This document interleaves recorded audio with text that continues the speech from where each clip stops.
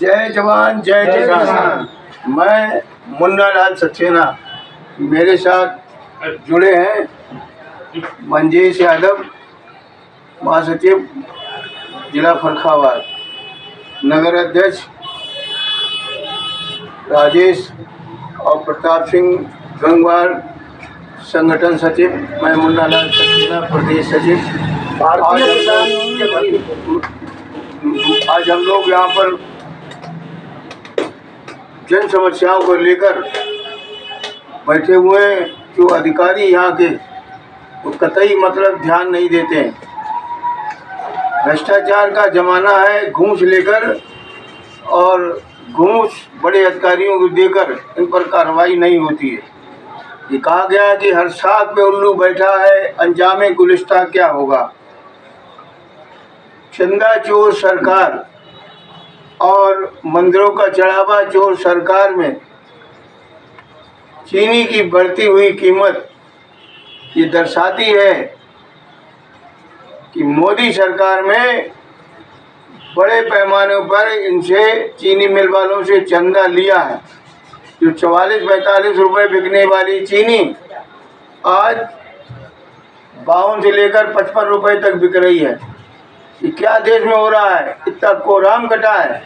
चंदा चोर चंदा चोर चंदा चोर चंदा चोर लोग चिल्ला रहे हैं, फिर भी ये लोग चंदा लेने से बाज नहीं आ रहे हैं।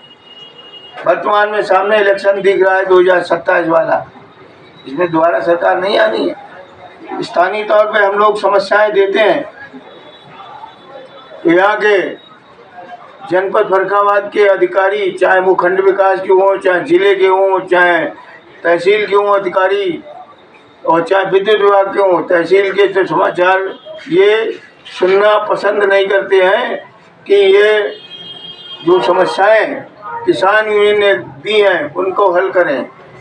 पूर्व में भारतीय किसान यूनियन अखंड प्रदेश द्वारा आंदोलन चलाया और चलाने के बाद भारी बदसलूकी की गई थी। यहाँ के तहसील के अतुल कुमार एसडीएम ने 14 लोगों के खिलाफ मुकदमा कायम हुआ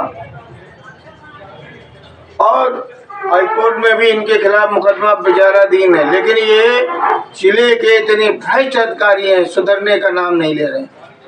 यहाँ का जेई जावेद दिन भर अवैध वसूली करता है।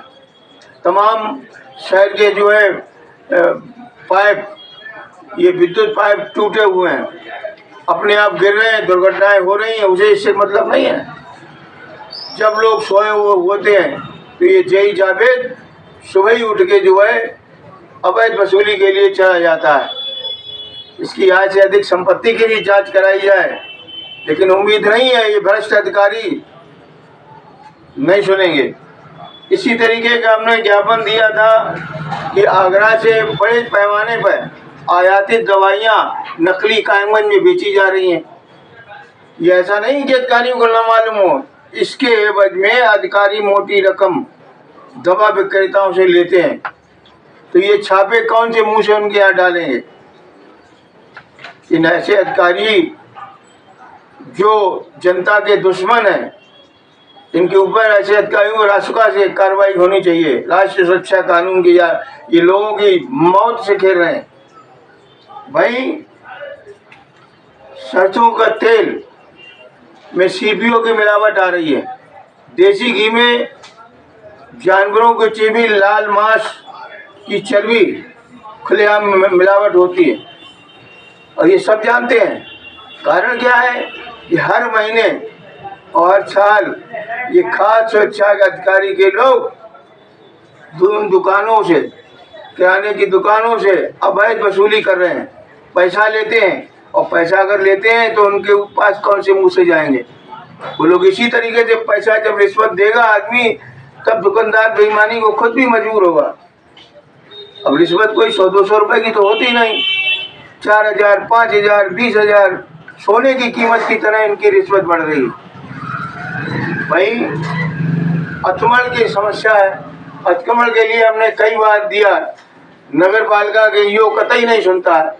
अतिक्रमण इतना बढ़ चुका है कि आदमी को मैन चौराहे से लेकर और पुल गालिब तक घंटों लाइन में लगना पड़ता है इस भीषण गर्मी में। तमाम पेयजल के लिए नगर पालिका ने फ्रीजर लगवाए थे, लेकिन 80% फ्रीजर खराब पड़े हुए हैं। कई बार इनको लिख के दिया, इनके जू नहीं रुकती और सरकार भी मजबूर है। ऐसा प्रतीत होता है कि सरकार इनसे धन उगाही कर रही है, और नहीं तो इन पर कार्रवाई क्यों नहीं होती है।